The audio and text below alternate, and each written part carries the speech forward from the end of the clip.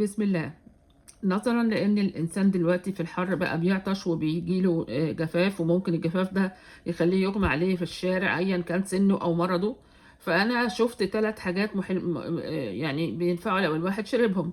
الاولانيه دي اللي هو كوكونات ووتر، اللي هي ميه جوز الهند. لو هتشتري منها، هي فعلا كويسه عشان فيها الكترولايتس وبتعوض المعادن اللي الجسم بيفقدها.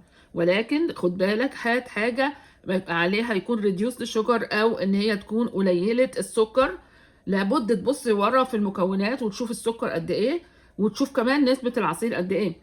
لان ممكن تكون عباره عن ميه بسكر بس، يبقى انت سيادتك بتشرب ميه بسكر. طب ما تروح تعمل ميه بسكر في البيت وتشربهم.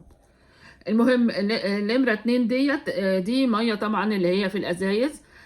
طبعا في الأول خالص أول ما طلعت كانوا فعلا بيجيبوها من الأنهار العذبة والكلام اللي هو ده. دلوقتي الأبحاث قالت إن هم لا بيجيبوها من الأنهار ولا حاجة أبدا، وهي زيها زي اللي أنت بتشربها في البيت.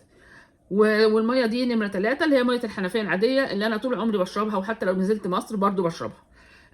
ف يعني حاول انك يبقى معاك ازازه ميه مقفوله، لانك هتعطش بره وما تستناش لغايه ما تروح، اشرب منها وانت هناك. وان شاء الله باذن الله ربنا يحفظنا جميعا.